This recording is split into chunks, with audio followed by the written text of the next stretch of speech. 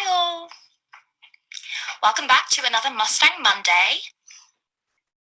Cal Poly Admissions is bringing you this Instagram Live tonight, and we will be discussing the wonderful Mustang Success Center, which is the great place for all incoming first-time freshmen to get connected to advisors and figuring out scheduling, how to get into your classes, discussing block scheduling, and just figuring out what you want to do kind of throughout your path at Cal Poly. So if you are an incoming freshman, a prospective student, or anyone that's just generally interested in the Mustang Success Center and sort of freshman academic resources, then this is going to be a great live for you. So we will be joined by a representative, Cara, and I'm going to accept her now.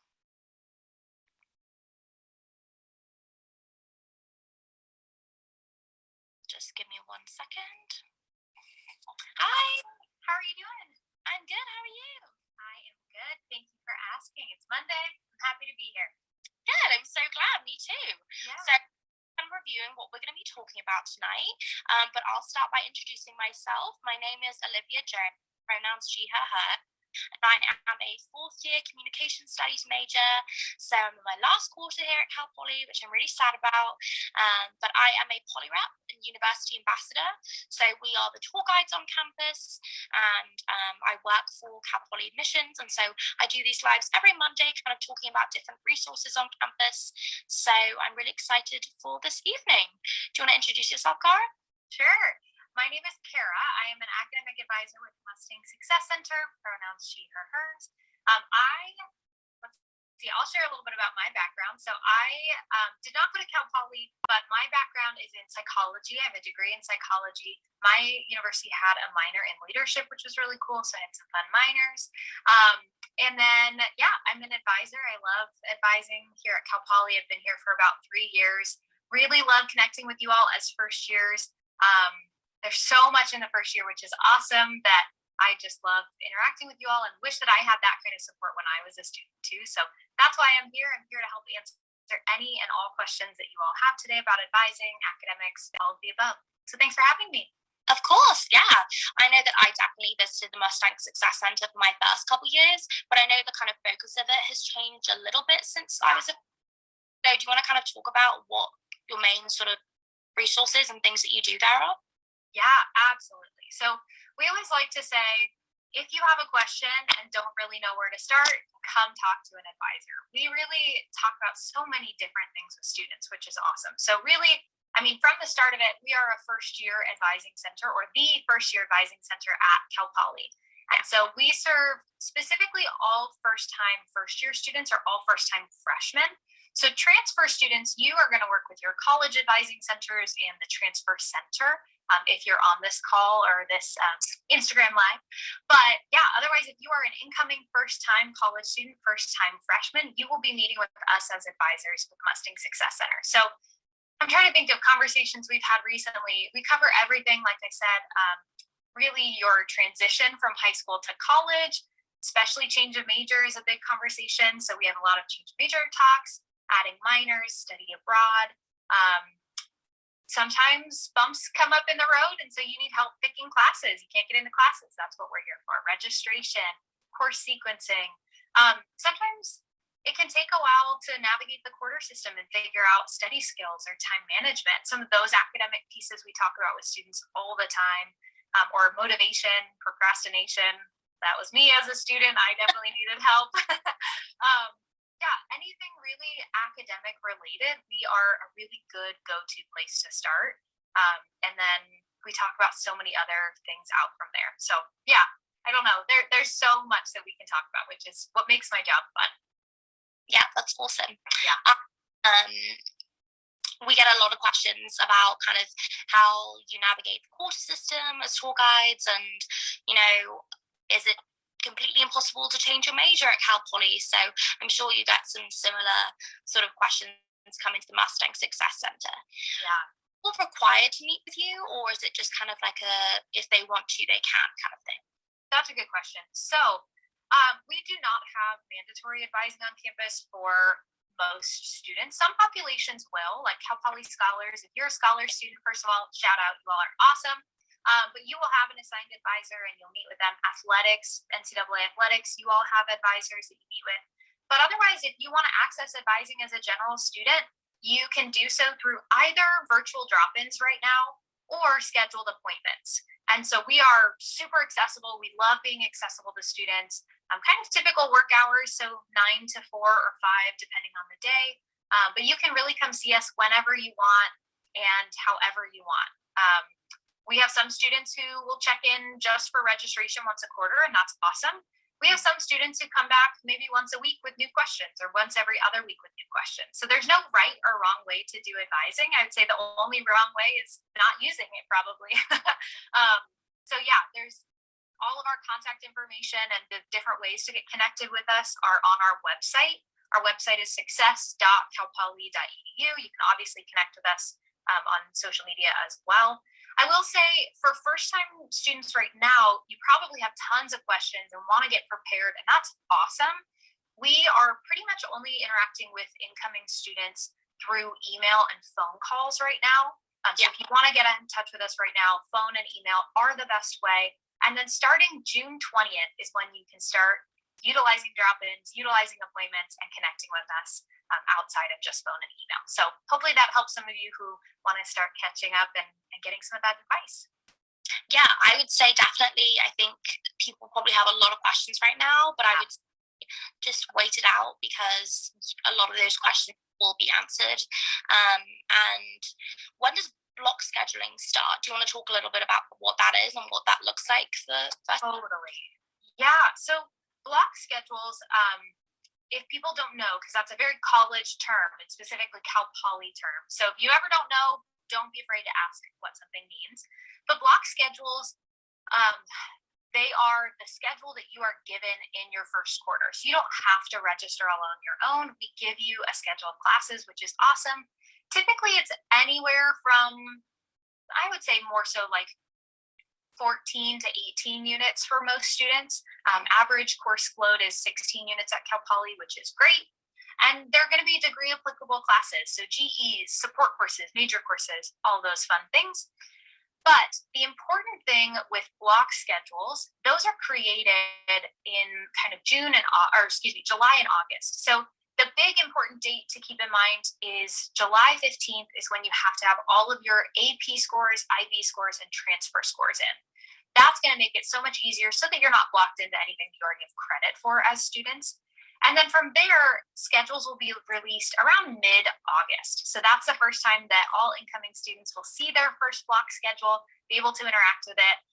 And all before then, too, we as advisors and as staff will be in front of you at slow days, and then definitely the week of welcome talking about registration. So like Olivia said, you don't have to rush to dive into any of these academic pieces. We're going to give you those check-ins, which I think makes it more manageable. And for me as a student, I would probably be concerned about a lot of these things. So it's nice to know you're going to get all this information in time for sure.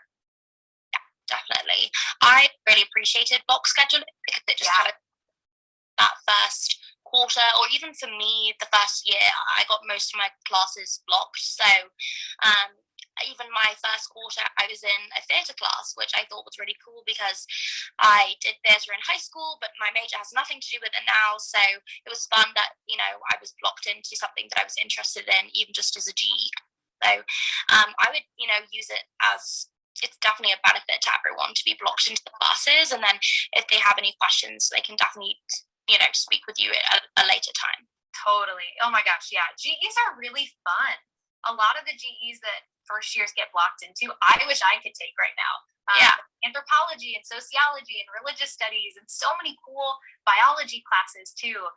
That theater one is always really fun. And then I feel like some of the music ones are really fascinating too. So that's good. I'm glad you got to have a fun GE. That's awesome. Yeah, definitely. Yeah. And then do you want to talk about the change of major process and how that looks for people? Totally. So change major is absolutely possible at Cal Poly. I just want to start off with that. It's totally possible. The big thing that we have to keep in mind with change of major, though, is it's not something that we're going to start right away.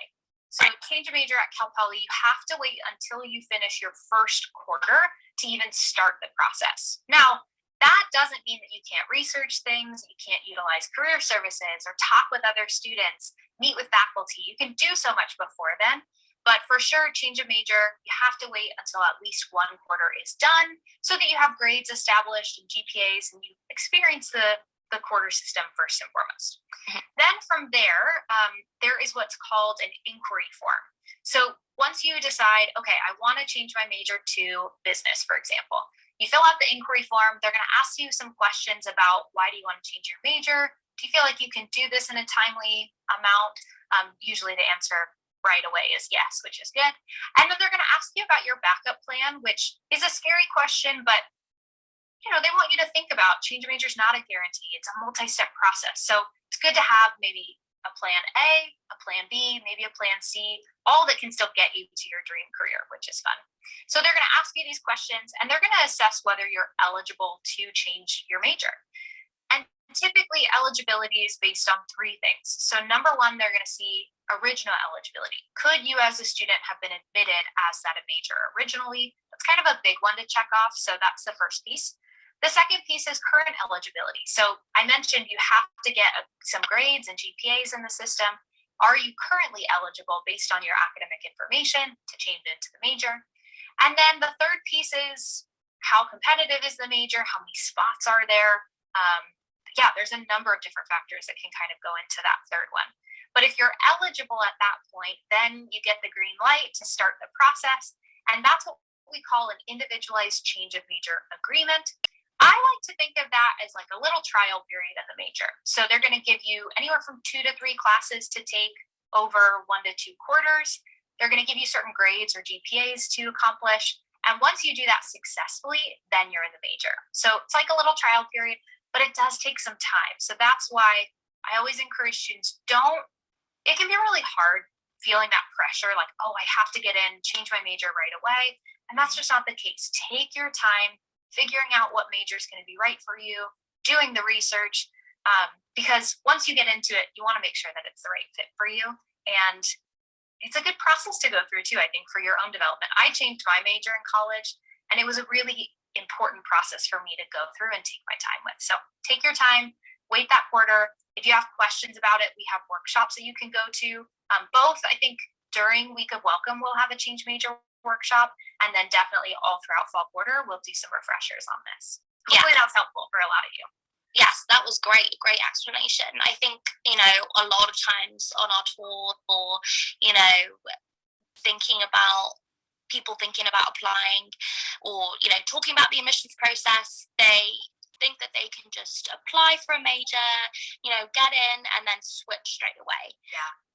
I just personally wouldn't recommend that. I think I would take your time to do the research beforehand, just because it is going to be so much easier if you can be in a major that you are originally passionate about. Yeah. The cool thing about Cal Poly is that you do start those major classes straight away.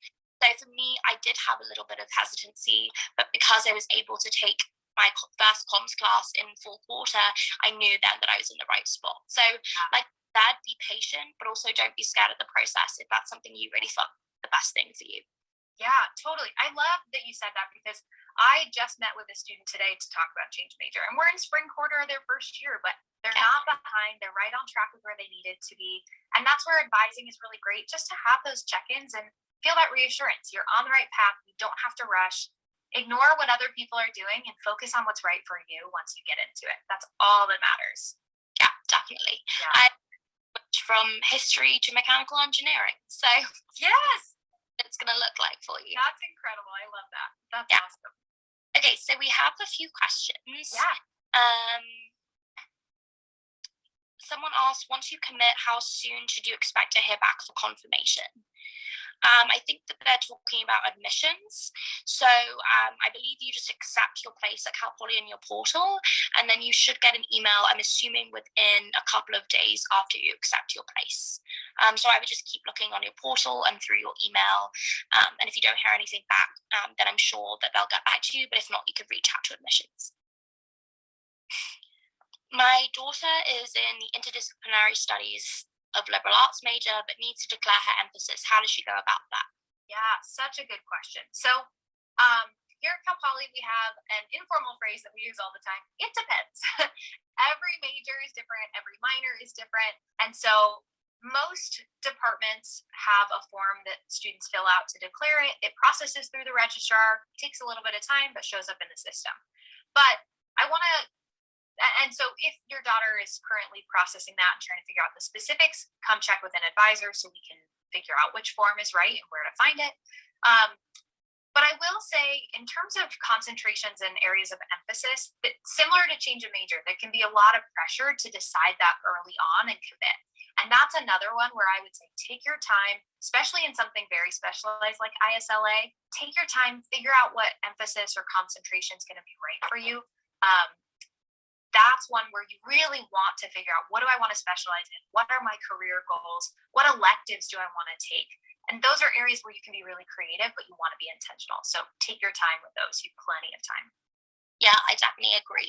And the cool thing about majors like that is that they allow you to take classes that will help you learn which areas you're interested in. Yeah. I have a minor within this department and I found it really interesting. And like you said, it depends on different majors. So business, you have 2 years to figure it out because you're taking classes and then picking your concentration. So yeah, definitely taking your time is a good way to look at it. Let's see. What kind of other sort of typical questions do you get at the Mustang Success Center? Yeah. A lot of what we do is education around registration. So when you get your block schedules, again, we're going to go over all of this, but a lot of times you want to make changes or you get settled in a schedule and you want to explore other options. And so we do a lot of education around how to register, but sometimes there are just policies or norms on campus, like how do I talk to my professors? We talk a lot with students about office hours or how to sign up for tutoring and academic support on campus. I will give my pitch now. Tutoring, we say that it's free, but you pay for it. So you should get your money's worth, utilize tutoring and academic services, but sign up early. Don't be afraid of tutoring. So yeah, we direct students there a lot, which is really good. A lot of just referrals about, again, campus life, like how do I navigate this problem that I'm having, or who do I talk to about these pieces? We do a lot of like traffic control, I like to think of it. And then, I mean, some of us are specialized. So like I work with students on academic probation. Sometimes students have academic difficulty. And so I'm here to support students and talk things through and learn from past mistakes or past challenges and move forward stronger. Yeah, some of just the procedural things that you figure out once you get into the quarter system, if that makes sense. Yeah, that's great. I think that it's nice that freshmen will just have that one-stop shop for anything, and then you can always navigate them to a different area. Totally. What does go ahead. Look like peer tutoring or specific colleges or? Yeah, tutoring. So we have 3 main sources of academic support here at Cal Poly. So besides professors, I would say are number 1. Utilize your professors, good office hours. There's my pitch. Tutoring, classic tutoring that we think of is one-on-one. It's run through the Writing and Learning Center, which is awesome. Yeah. And it's really simple. It is peer-based, and you get to sign up. It's by subject. I think we have over 250 subjects. Actually, not even subjects, specific classes. So like Anthropology 201, I was looking at today with a student. You can sign up for tutoring for that specific class, which is really cool. Or if you want general history support or general math support, general writing support, we have some of those spaces as well. But it is peer-based. You sign up, there are half-hour slots for the most part, and you just sign up week by week as you need it. So that's one-on-one tutoring. The second option is what we call study sessions. So that would be like group tutoring that you get to sign up for and initiate. So maybe you're in a specific science class and you feel like you want some additional support, but you like that group setting.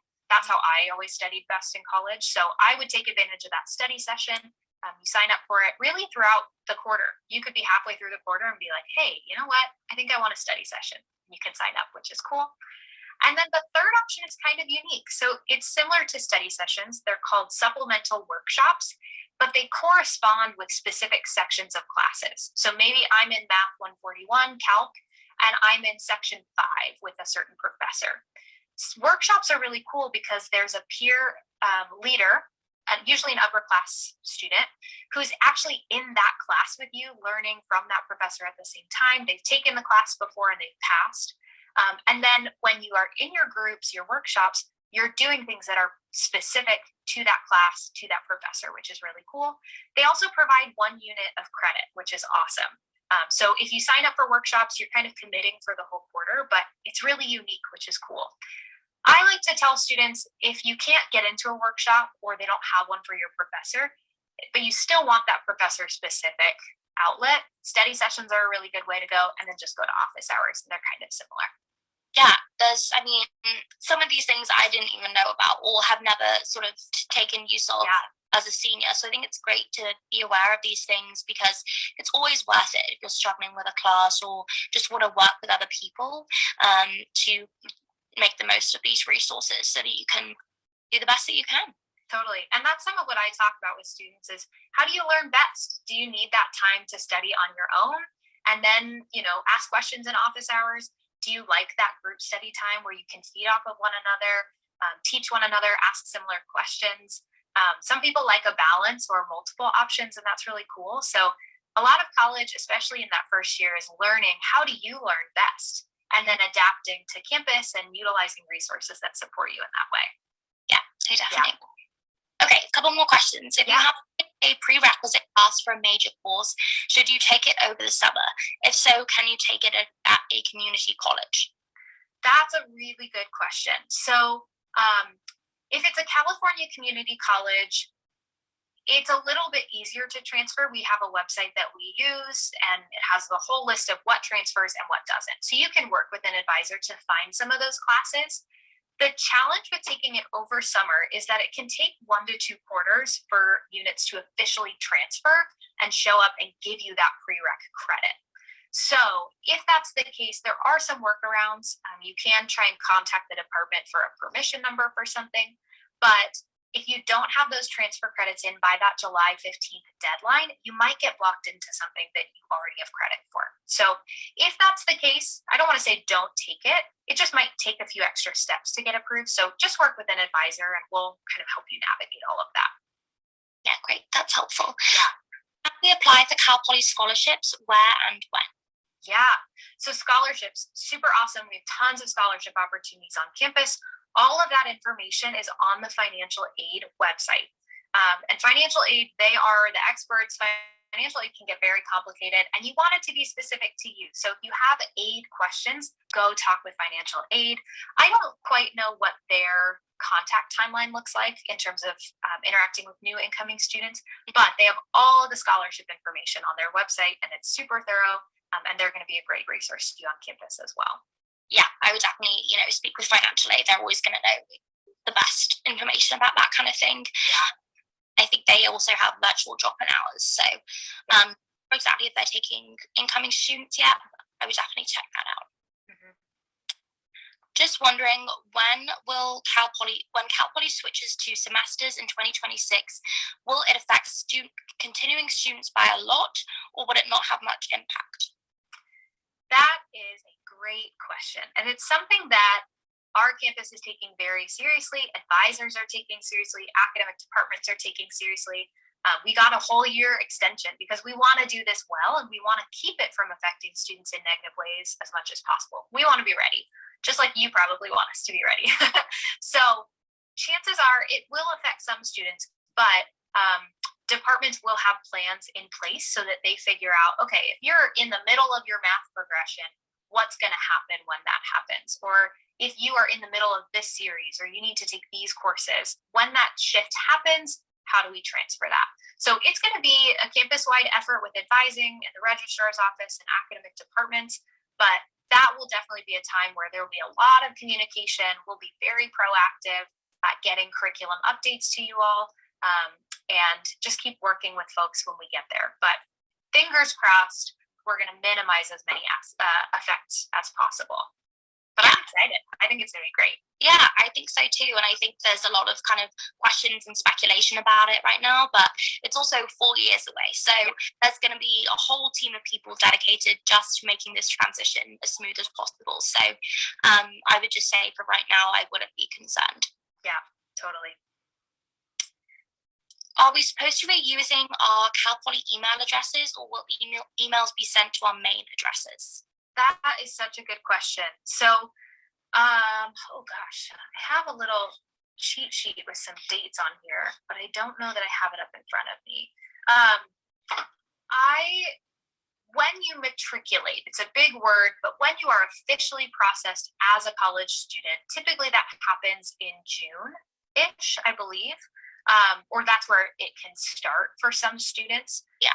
Once you're matriculated, then you should start using your Cal Poly email address, but it doesn't transfer everything over automatically. So you actually have to go in manually to correct it so that it's not sending to your Gmail, your Yahoo, your high school account.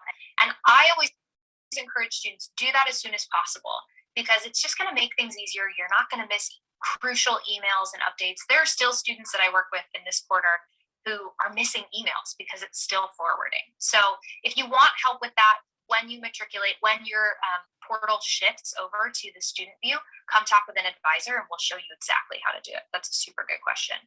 Yeah, I know that I just keep my accounts separate so that I can see them both and make sure there's no issues with forwarding. But there's a page on the Cal Poly website that helps you navigate that, or again, people can come visit you. Yeah. How does work study come to play by being a student at Cal Poly? I will be honest, I don't know a ton about work study because I don't work with their office directly. So I don't know if you know a little bit more information about it, but yeah, a ton either. I know that you can do internships through a lot of majors. So for me, for example, you can get anywhere from 1 to 4 units counted towards an internship that you're doing. Yeah.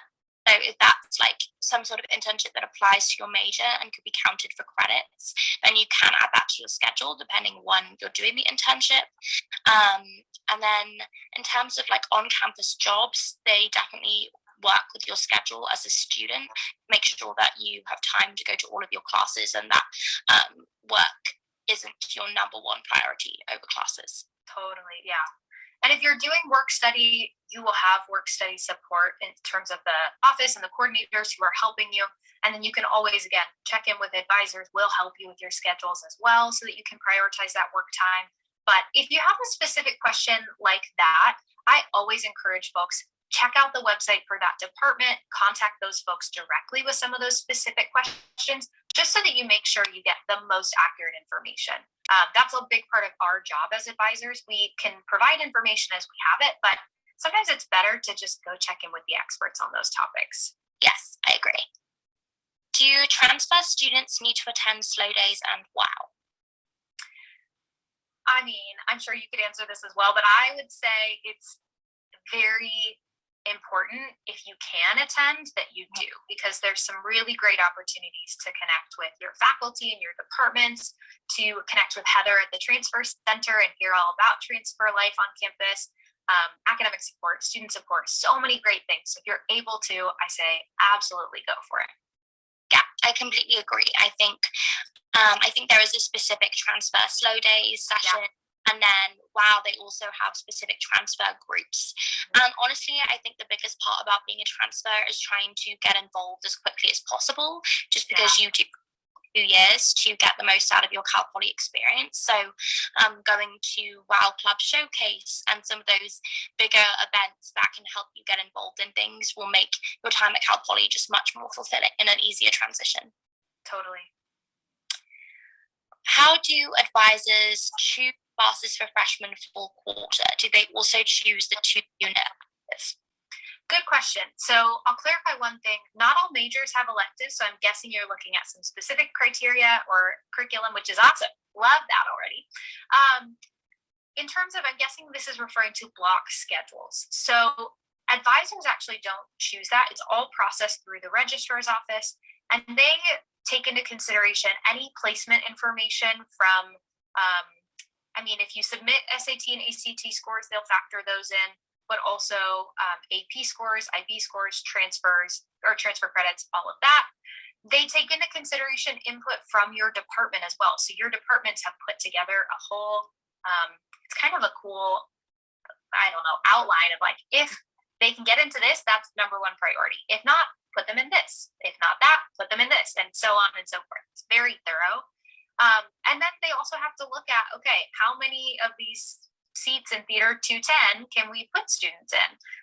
So it's going to vary for sure, but you will have some sort of combination, again, of your basic major courses, support courses that are really important to take, and then GEs. It could be any combination of those. But usually you'll have at least one of all three for most majors. Yeah. And are they still doing the survey that they send out with people preferences and what classes you've taken in high school? Yes, that's right. That was the other piece. I was like, I know there's one other thing. Yeah, you'll do a survey. So you'll get to say, hey, if possible, I would like to be put in this specific GE. But again, it's not always going to be possible because maybe there's a time conflict with a major course or something. Yeah. So I would trust when you get your block schedule, it really is the best block schedule for you at this point. But again, we'll cover all of that in Slow Days and Week of Welcome for sure. In terms of upcoming deadlines or things to do, how should people make sure that they're sending in all of their AP scores and IB scores so they can get as much credit as possible? Yes, such a big question. So the best thing that you can do really is send the credits through the original site. A lot of the time what we see is students are saying, hey, I should have credit for these 3 things, but I don't see them, or I'm in a class that I should already have credit for. And likely what happens is folks submit their high school transcript thinking it'll capture everything in terms of dual enrollment credit or APs, things like that. But the best thing to really do is go into College Board and send those scores individually. Or go into your transfer portal from your community college and send those transcripts directly. If you try and do it all on your high school transcript, you'll probably miss some things. Does that make sense? Yeah. Yeah, great answer. Another question, is it possible to test out of some classes? That's a good question. So it is possible for things like math. We do have math placement exams for sure, and there will be a lot of communication coming out around that to make sure you have opportunities to test out. The other areas where you can test out typically are things like language. If your major has a foreign language requirement, you can take placement exams. But the only way to receive college credit and test out of requirements would be through other college credit, like transfer credit, or through AP exams. So I often encourage students with certain APs like English or some of the history ones, take the test because you never know what you could get credit for. Sometimes those are hard conversations where students want credit, they didn't take the test. So consider taking tests. But otherwise, yeah, if you have questions about placing out math, foreign language, those are typically the big ones. Yeah. What happens if we didn't take the SAT or IB or any tests for math? How do we get placed? Yeah. So most students are typically placed at kind of the standard level. They will look at high school transcripts for some of that placement, which is great. And then again, maybe your major requires calculus and you took calc, but you just didn't take the exam. You can take that math placement exam. It's called the MAPE, M-A-P-E. It's through the math department, and you can you can try to place into the correct math level or out of the math level, which is awesome. Okay, that is all of the questions we have. Yeah. Is there anything else that you wanted to touch on that we kind of haven't talked about, or any sort of final comments? Yeah, I would say we have so many resources on our website, and in terms of deadlines and some of these big questions, they're all such good questions. And I would encourage folks, again, email us if you would like to, for sure, but check out our website. We have a whole page dedicated to FAQs that have a lot of answers to these questions. We have a whole first year transition website page on our website as well. So you can see some of the tips and tricks that we have set aside for you as you're preparing. Definitely come to Slow Days and Week of Welcome and be ready to go. Instagram has a ton of information. YouTube has a ton of information as well. So utilize some of the resources that are out there. Do some research, do some digging, and then reach out if you need anything. If I could give a piece of advice, maybe I would say start thinking early about what you want your college experience to look like academically and non-academically. And I think my job as an advisor is never to say, no, you can't do these things. If you want to do a double minor and you want to study abroad and you want to do all these things, come talk with us so that we can figure out, what does that look like? What does that possibility look like for you? We are here as your support for this, and it's so fun to see what you all want to do. So start dreaming, start thinking, and then definitely be ready to come talk to us if you have questions about how to make things a reality. Yeah, that's great advice. I think definitely using those online resources, websites, Instagrams, FAQs, before, getting freaked out and emailing and for, there's going to be tons of resources to help navigate things. And yeah, I would say use those resources. They're definitely great and they're there for a reason. Yeah, totally. So this video will be posted on our admissions YouTube channel as well as this Instagram page. So if you missed anything or want to kind of refer back to anything we talked about, you can definitely refer back to it. So thank you so much for joining us this evening. It was great talking with you, and thank you for answering all these great questions. Of course. Thank you so much for having me. I hope you're all doing well and getting excited, and have a wonderful rest of your night, everyone. Thank you. Bye. Bye. Hey there, my name's Rafael. I'm a fourth-year journalism transfer student with a minor in Spanish, and my pronouns are he, him, his. Thank you for watching the video. Please share any questions or comments you have down below in the comment section. Click here to subscribe, and to watch more videos, click here. If you want to sign up for a campus visit, we're offering in-person and virtual options, so check out our website. Link in the description. Thank you for watching.